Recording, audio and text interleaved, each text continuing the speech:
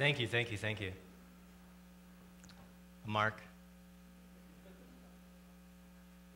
A number of psychologists agree that approximately half of our baseline level of happiness is strongly influenced by genetics. The other half, however, is strongly influenced by our actions and our environment. Social relationships, age, cultural background, economic security, exercise, and, as some have mentioned today, engaging activities have a profound and significant effect on our sense of well-being. One engaging activity I particularly enjoy is creating music. As a language spoken freely among the players in an orchestra, or as a sweet solo serenade, music has a special way of capturing almost any emotion and engaging listeners of all kinds. I've been collecting exotic instruments for a number of years, so I'm always looking for something new and innovative.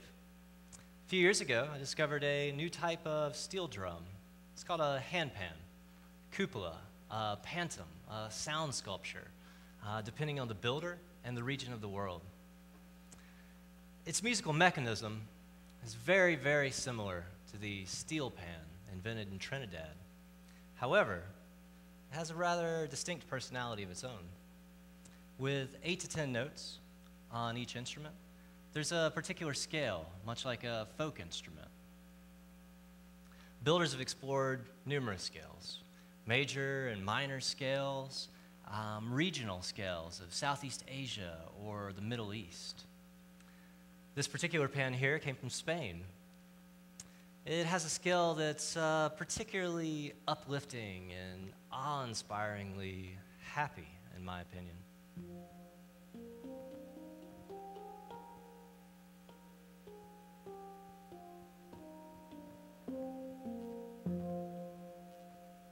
Some of you might imagine these instruments are popular in yoga classes and in world music.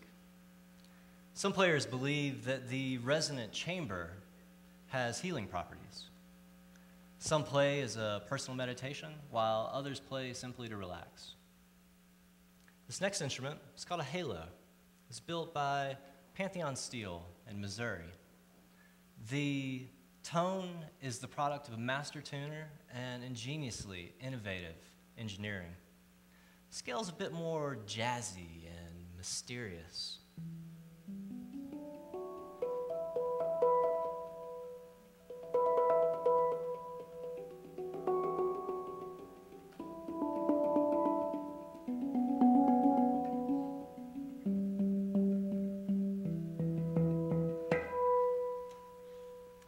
Unlike most musical instruments, one doesn't need to be a trained musician or drummer necessarily to enjoy playing.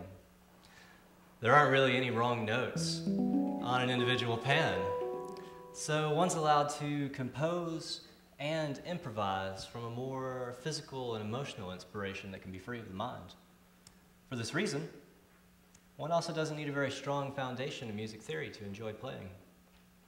This next instrument is called an SPB. It was built in Russia by a particularly talented artist.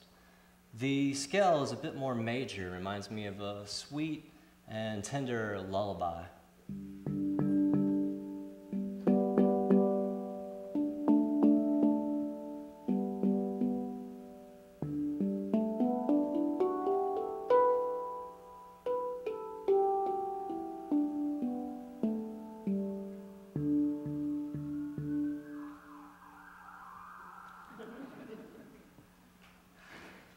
At present, builders explored numerous folk scales, such as this, with 8 to 10 notes on top.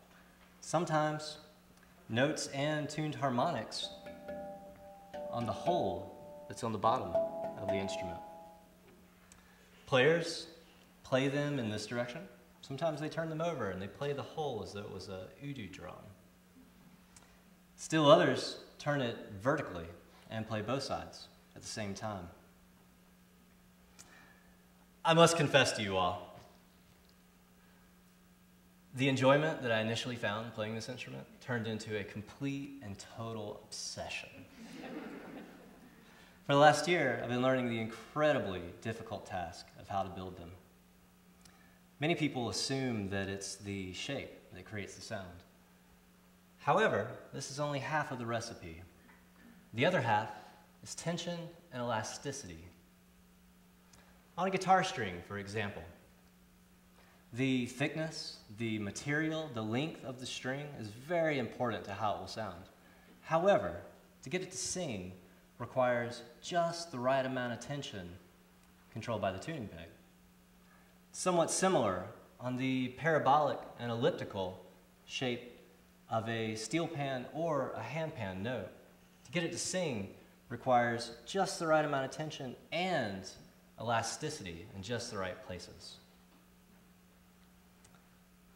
Might be a metaphor for happiness there. As a new builder of these instruments, one of my primary focal points of development has been to open the instrument up from this folk scale quality to chromatic playing with as many notes as possible. The challenge with this, however, is to design a chromatic set that is ergonomically easy to play, that balances all of the sympathetic activation between each of the notes, and that still celebrates a particular folk scale on each pan. David Kucherman, a world-renowned handpan player and percussionist, designed the note layout for this prototype 3-pan chromatic set. It has a D3, it has a E3, and then it's chromatic with all available Western notes between G3 and D5. To give you an idea of what this makes possible, I'll play a very simple chord progression, including notes that could never be on an individual pan without creating significant dissonance.